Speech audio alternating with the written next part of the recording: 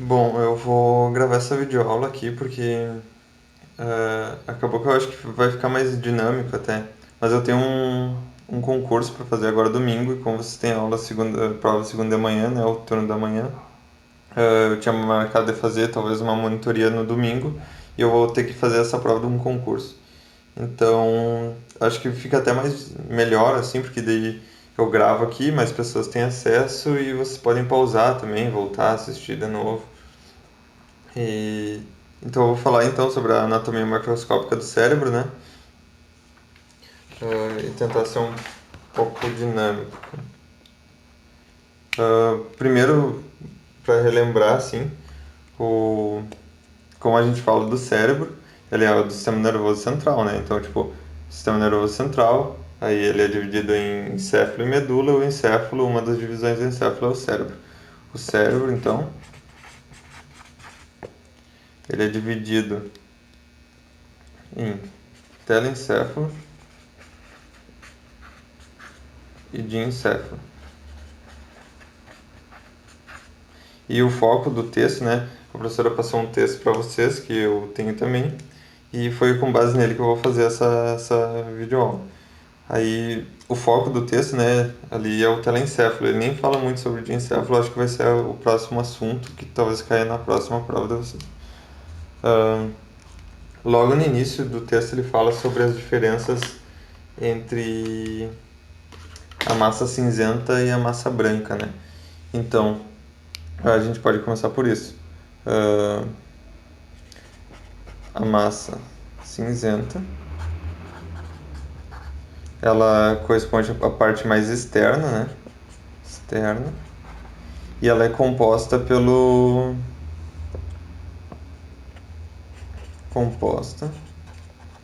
por neurônios e neuroglias. Então, tipo, pelo corpo das células mesmo, né? Por neurônios e células da glia, pode ser também. Células da glia. Ah, e a massa cinzenta, a massa branca, ela é mais interna. ah, e composta por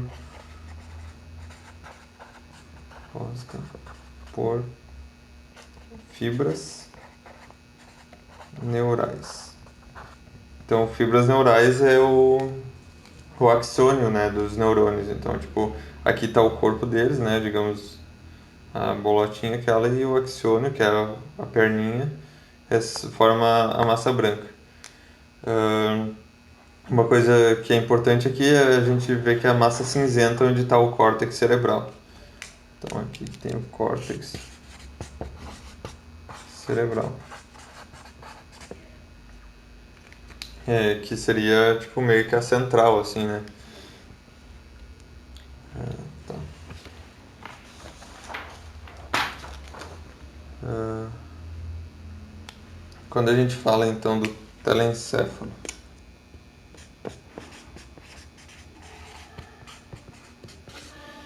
ele, ele corresponde a 80% do cérebro, então ele é a parte maior do cérebro, e o cérebro também é uma das maiores partes eu acho que é a maior parte do encéfalo também. Ah, tá. O telencéfalo, então, ele é dividido em dois hemisférios.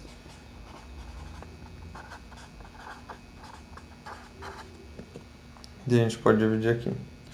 O hemisfério esquerdo e o hemisfério direito. Tá. Ah, Sempre nos seres, né, um hemisfério vai ser dominante perante o outro. E, por exemplo, é isso que dá a questão de ser destro ou canhoto na gente, né? Então, tipo, uma coisa que acontece é que o lado esquerdo, ele vai ter o controle do motor, né, do lado direito do corpo, o sensitivo também. E o lado direito, o controle e as sensações do lado esquerdo do corpo. Então, o lado esquerdo aqui é dos destros Lado direito, canhotos. Ah, tá, tem um comentário que é feito ali no texto, a professora comenta também, sobre as habilidades iniciais. Eu vou botar aqui HI só. Aí se vocês quiserem copiar como habilidades iniciais para não esquecer. Ah, e as habilidades iniciais são como. Na verdade, são habilidades inatas, eu sempre confundo com iniciais. São habilidades que normalmente são características mais específicas de cada um desses hemisférios, mas que não é porque a pessoa é destra que ela não vai desenvolver as habilidades inatas que tem no hemisfério direito, sabe? Que seria dos canhotos. É só uma questão de habilidades inatas do início, assim, as facilidades maiores. No hemisfério direito entra lógica, matemática e linguagem. Eu acredito que sejam exemplos, eu estou pegando um pouco das minhas anotações do ano passado, eu acho que esses são os dois exemplos que eu achei mais pertinentes. E as habilidades inatas do hemisfério direito, né, dos canhotos, seria a abstração e criatividade, imaginação, essas coisas. Então, elas funcionam integradas, né? E o que une, o que faz essa integração é, por exemplo, dos dois hemisférios, é algo que a gente chama de corpo caloso. Vou escrever ali em cima, vou puxar, fazer um asterisco. Asterisco aqui.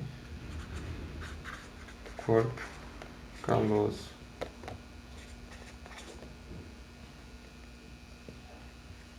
Esse corpo caloso ele é composto pelo trato.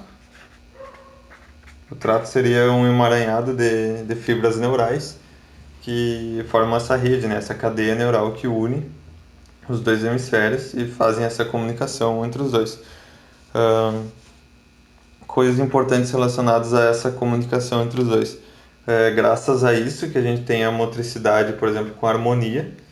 Então, se a gente fosse elencar algumas características aqui, né, de estudo, seria harmonia em movimentos bilaterais. Outra coisa importante, aqui nos movimentos bilaterais, se vocês quiserem exemplo, tipo caminhar, bater palmas, as coisas que vocês fazem com os dois lados do corpo. E uma importância que é mais relevante, eu acho que é a ligação entre o lógico-matemático, a linguagem, com a abstração e criatividade, sabe? Essas habilidades inatas serem ligadas, assim, e funcionar de uma maneira integrada, né? Então, ligação entre concreto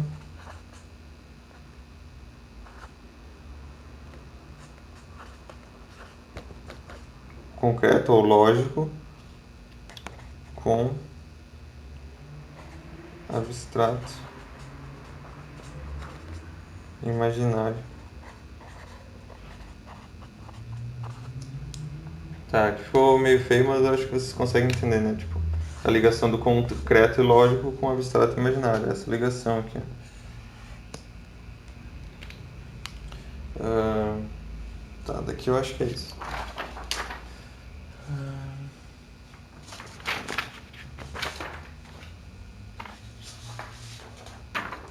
Tá.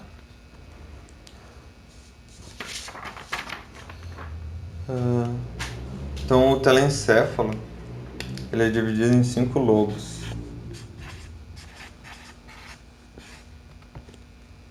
Tá? Aí eu vou botar aqui na ordem meio que quase anatômica, mas não é uma ordem que a gente precisa seguir, tá? Lobo frontal, lobo parietal, temporal,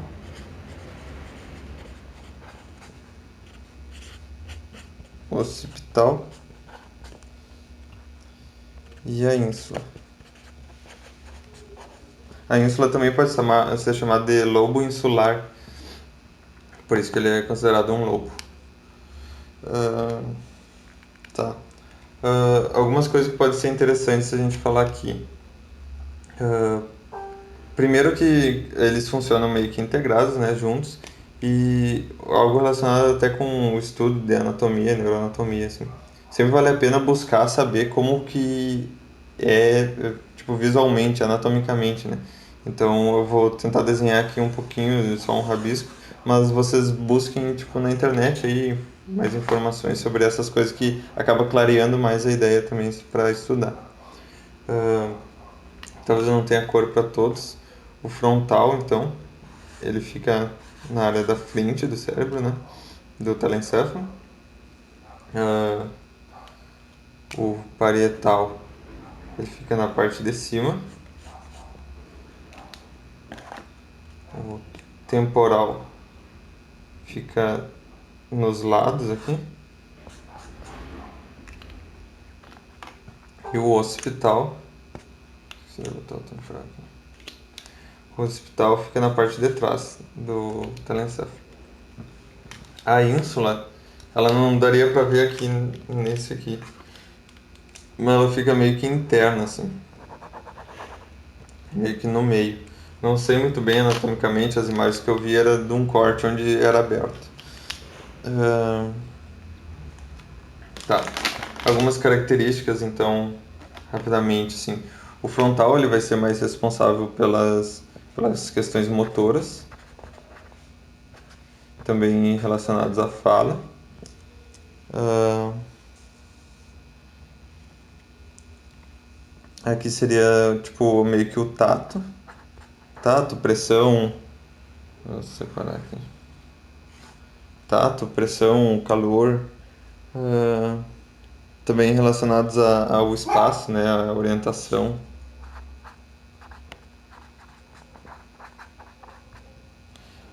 Ah, o temporal, então, é relacionado à audição. Também tem as questões do olfato aqui.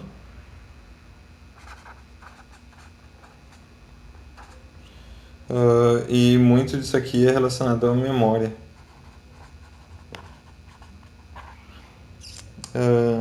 O occipital, visão. E a ínsula, emoção. Agora eu vou falar mais especificamente de cada um deles. Talvez fique um pouco longo, mas eu vou tentar ser mais breve. Eu vou até pausar aqui a gravação e começar de novo.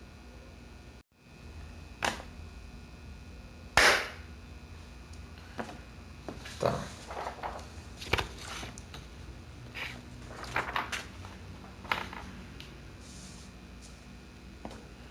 Vamos falar primeiro então do lobo frontal.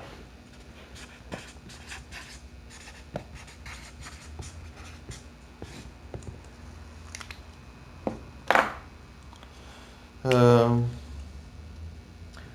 ele vai ser mais requisitado assim nas questões de motricidade, na fala,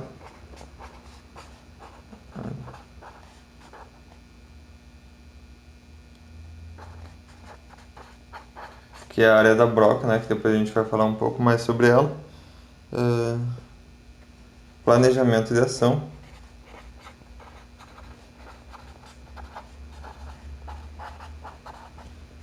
Também a sequência, né, dessas ações, então. Sequência. Com uma setinha aqui. Tá. Ah, dentro dos lobos, tipo, por exemplo, os lobos, eles estão, né, ah, na parte cinzenta, né, na massa cinzenta do, do telencéfalo. Então, é no córtex cerebral que está os lobos. E dentro desses lobos existem os lobos, os córtex, que são específicos de cada área, né? Por exemplo, aqui, vamos separar aqui, a gente tem o córtex motor, o córtex pré-motor e o córtex pré-frontal. Algumas características então desses córtex é que o córtex motor ele é a central de comando do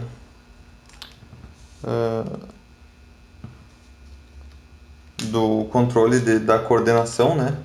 O controle motor.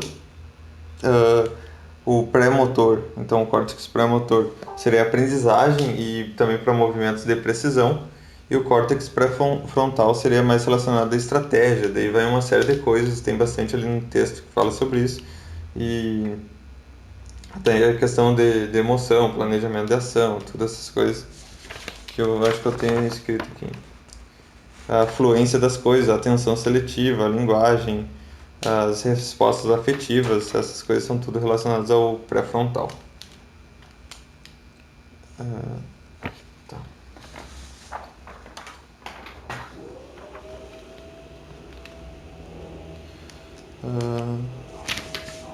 Agora vamos falar então na ordem do texto, mais ou menos.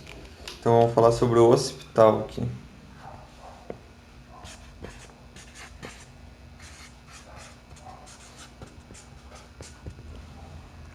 Tá. O lobo hospital, então, ele é responsável pela visão. E nele, então, vai ter o córtex visual, né? Vou botar aqui. Córtex visual.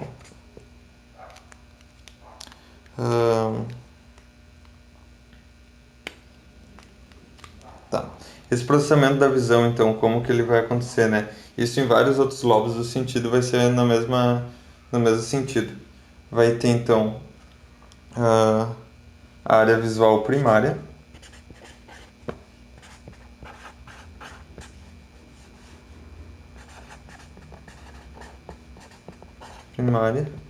E a área visual secundária.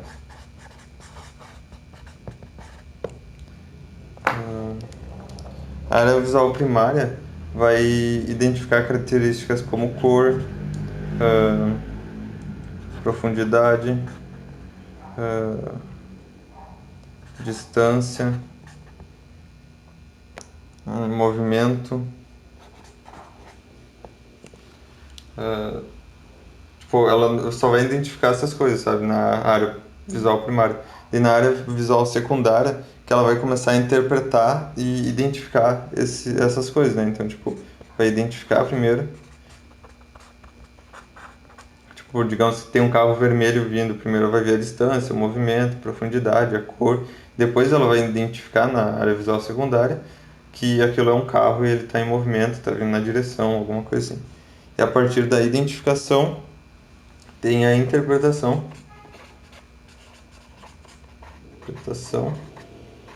E eu seguindo no exemplo, né, tá vindo um carro na minha direção, eu identifiquei que ele é um carro, depois eu interpretei, né, que ele é um carro, que eu preciso tomar alguma atitude, essas coisas. E essa área visual secundária vai fazer algo que é muito importante, que é a comunicação com outras áreas, né? Comunicação com outras áreas. Outras áreas do sistema nervoso, né? Tipo, que vai, por exemplo, ligar com alguma memória de alguma coisa. Digamos que eu já tenha sido atropelado, ou tenha visto, sei lá, um parente sendo atropelado, uma pessoa sendo atropelada, e digamos que aqui na área visual primária eu identifiquei a cor, profundidade e tal, identifiquei depois que era um carro, que ele estava vindo na minha direção, e a partir dessa interpretação, dessa comunicação com outras áreas, que eu vou poder, tipo, como é que se diz? Perceber todo esse estímulo como alguma coisa que, sei lá, me traga uma memória ruim ou me traga uma memória boa, se for alguma coisa boa. Então, tipo, é a partir disso que a gente tem esse fala, né, que cada pessoa tem uma percepção única sobre as coisas. Então, por linkar com memória, por linkar com significado subjetivo que as pessoas dão para as coisas a partir das suas vivências, que se diz que cada pessoa interpreta e percebe, né, de uma forma. Então, esse caso do carro, digamos que a pessoa viu um acidente, se ela vê o carro de novo, vai ter, tipo, vindo na direção dela, vai ter outro significado que para outras pessoas não vai ter, sabe? Então, é meio que nesse sentido. Se por acaso a professora perguntar sobre a percepção e por que que as pessoas percebem de forma diferente, é mais ou menos isso aí. Tá. Os outros lobos relacionados do sentido ali, o parietal, o temporal, também tem esses princípios de primário e secundário, sabe? Primeiro um processamento, depois o processamento mais profundo, assim, mais rebuscado. Ah, vamos pro temporal agora. Lobo temporal.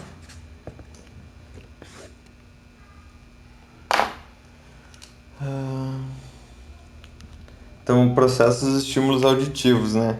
Também em etapas. Ah, estímulos auditivos. Ah, a primeira etapa, né? Na área primária, digamos assim. Primária. Seria de receber o som.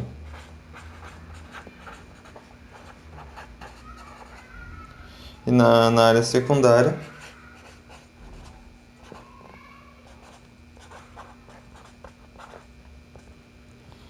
ah, interpretar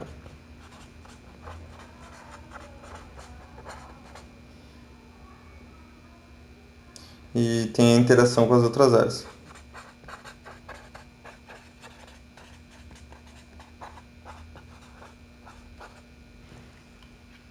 Que daí a partir disso um significado, uma interpretação, uma percepção. Tá.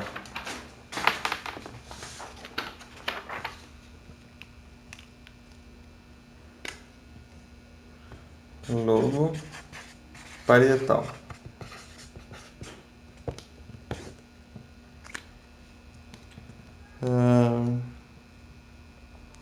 Também é em etapa, porque o parietal é mais relacionado ao tato, né? Essa pressão, temperatura.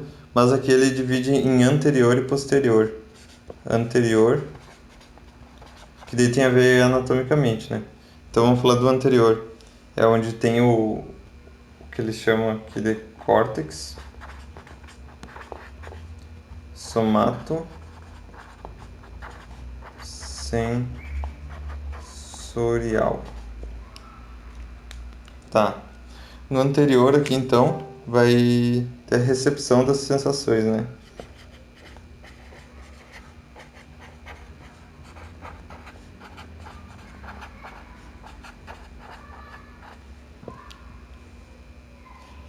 Então aqui vai ser tipo tato, dor, calor. Ah, e essas zonas aqui, por exemplo, que vão receber essas sensações, elas vão ser anatomicamente proporcionais à sensibilidade de algumas zonas, sabe? Digamos que aqui seja uma parte do lobo parietal que é responsável pela recepção das sensações, tá? Digamos que aqui seja tipo a divisão anatômica, né, das partes do corpo. Então, tipo, essa parte aqui gigante, por exemplo, se fosse aqui a língua, seria representada por uma parte bem maior do que um dedo, por exemplo, sabe? Porque a língua ela é muito mais sensível do que um dedo. Então, tipo, ela tem essa relação, né? Tipo, quanto mais coisas precisam ser processadas, maior a área que vai ter anatômica ali, né, para receber esse estímulo e processar esse estímulo. Tá. Aqui na parte posterior, então vai acontecer a análise, né? Ah, interpretação e a integração. Sempre que eu falar sobre a integração, lembrem que é tipo o lobo parietal, na parte posterior, se comunicando, né, a partir desse estímulo com outras áreas do sistema nervoso e fazendo essa interpretação mais lapidada, assim, mais única também de cada ser humano. Então, o lobo parietal também ajuda a questão de localização espacial, né? A partir dessa integração, vai ter localização, senso de localização e a parte de, tipo, por exemplo, reconhecer o objeto pelo tato ou e discriminar se um lugar está mais quente ou mais frio que o outro, que roupa usar, essas coisas. Então, reconhecer pelo... tá. Reconhecer objetos pelo tato. São alguns exemplos aí que vocês podem usar para gravar melhor. Depois o lobo parietal. Vamos para a ínsula. Vou fazer a ínsula diferente aqui.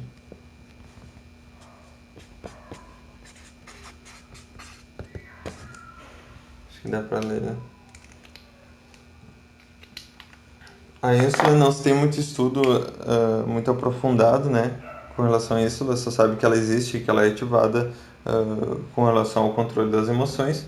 Então, tipo, controle das emoções é o que a gente pode afirmar e o que eu me sinto confortável de afirmar para vocês, porque eu não sei muito mais coisas sobre a ínsula. Só que também ela é a parte que nos diferencia dos outros animais, né, que só os mamíferos têm, no caso. Então, todos os mamíferos têm essa parte. E eu acho que é isso que eu tenho para falar da ínsula, porque eu não sei muito mais, eu vou acabar. Não tem por que eu falar alguma coisa que eu não sei. E eu acho que no texto nem fala muito mais sobre isso. Vale a pena vocês lerem também o texto que a professora passou, porque eu estou me baseando nele, né? Então, tipo, vão lendo ali, sublinhando as coisas que acham interessantes. Tá, uma coisa mais aqui, então, antes da gente ir para a parte sensorial e motora. Vamos falar sobre a área da broca.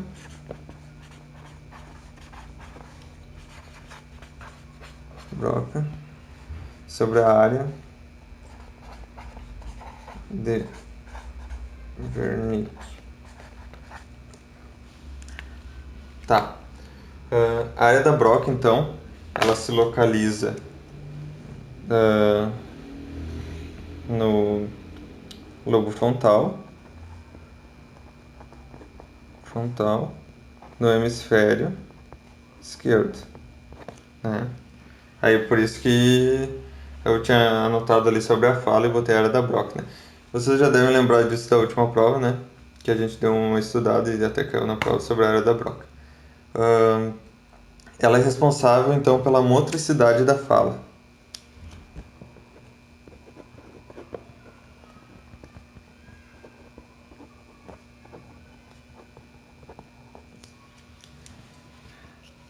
Então, a questão motora, né, de falar, está ali no lobo frontal, justamente por isso. É a área que vai ter esse planejamento, esse controle da motricidade. E vai ser essa área que vai ser ativada, né, quando a gente vai falar. Já a área de Wernicke, ela é responsável pela construção e interpretação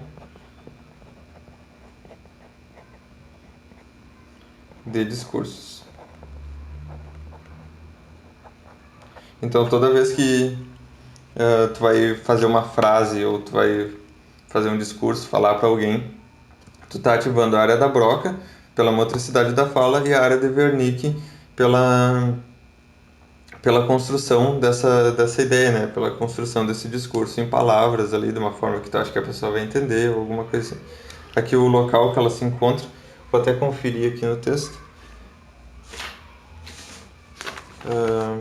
Se não me engano é na convergência de... Aqui, ó. É onde converge o lobo occipital, temporal e parietal. Tá, então é na convergência desses três. Seria meio que no meio, ali naquele desenho. Eu vou procurar aqui de novo. aqui no desenho, se a gente fosse ver, ah, o occipital aqui, o temporal aqui, o parietal aqui, seria algo mais ou menos nessa área aqui, a área de Wernicke, que ativa quando a gente está construindo o discurso, né? Tá. Também para interpretação de discursos. Então, quando tu está ouvindo uma fala e tu está interpretando o que a pessoa está dizendo, também ativa essa área, né? Não é só a construção, também é a interpretação. Tá. Agora a gente vai falar sobre a outra parte do texto ali, sobre o múnculo sensorial, né? Tô pensando até em ficar falando e pegar aqui o desenho que ela botou pra gente, porque fica muito mais fácil de explicar.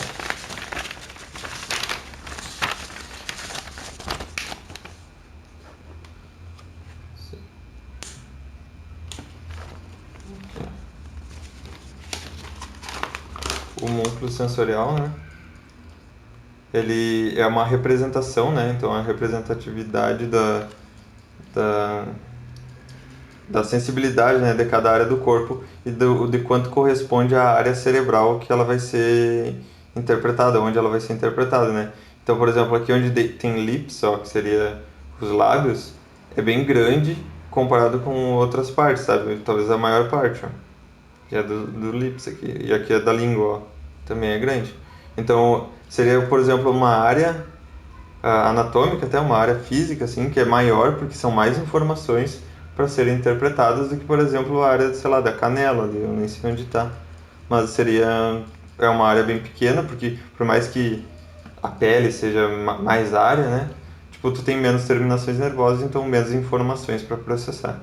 Então aqui é o múnculo sensorial, né, o nome dele, que é a representação da sensibilidade, né, relacionada com as áreas, com a área de processamento de cada parte do corpo. Também tem aqui, logo depois, o múnculo motor, que dele é relacionado com o mesmo princípio, assim, ó, quanto maior a área cerebral ali no córtex motor, que seja para quanto maior a área no córtex motor para determinada parte do corpo, maior vai ser a parte no desenho, sabe? Por exemplo, aqui para o maxilar é bastante, provavelmente a gente tem uma área maior da motricidade do maxilar, aqui da mão também está bem grande, então é relacionado com a área cerebral que corresponde àquela motricidade, sabe? Aquela parte do corpo. Eu não sei se deu para entender, mas o texto ele é bem claro, então eu recomendo que vocês confiram no texto também. Tá. Vou botar uma coisa aqui só para ele focar.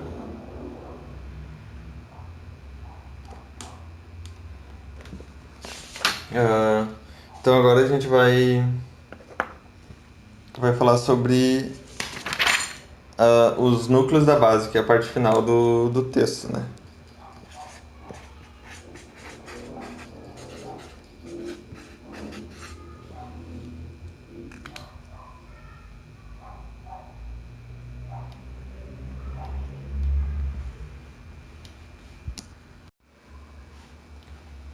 Tá, então sobre os núcleos da base,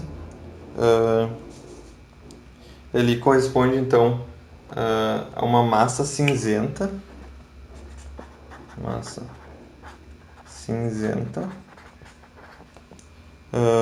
que fica no interior do centro branco do telencéfalo. Então, digamos assim, tem aqui na parte mais externa, né, a cinzenta e na parte mais externa a branca. Digamos que aqui seja cinzenta. Esses núcleos da base são, digamos que alguns pontos de massa cinzenta que ficam dentro de onde seria para ser massa branca, sabe? Então fica no interior,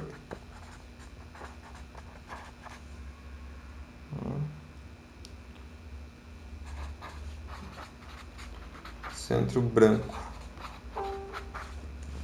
Isso no telencéfalo. Quais as funções, então? Vou fazer aqui de vermelho. A função principal, então, de forma bem breve, assim, é modular ah, informações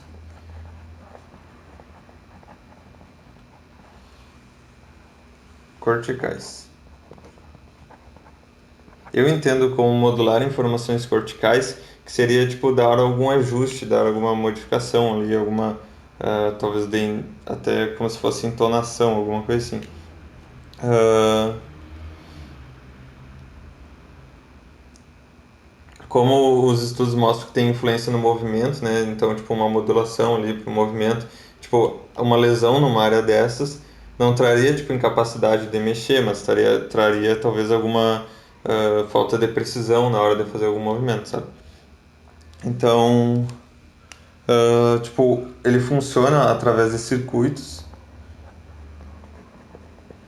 que integram, tipo, algumas áreas do cérebro, do encéfalo.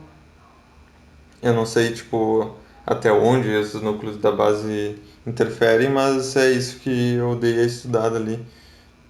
Pelo texto ali na parte final ele tem um resuminho, que é bem interessante de ler, e eu acredito que sabendo isso tá ok. Então, os núcleos da base são uma massa cinzenta no interior do centro branco e eles servem basicamente para modular as informações corticais, modular algum movimento ou alguma interpretação de alguma coisa. Tá ali meio que pro auxílio. Eu imaginei até como sendo, por exemplo, ah, a massa cinzenta, a massa branca, né, que seria a fibra neural, como as ruas, assim, daí vai lá, os núcleos da base seria tipo uma rótula ali que vai ajudar a modular aquele, aquela informação para ir para algum lugar ou não. Ou talvez a força e essas coisas. Tá, acho que é isso.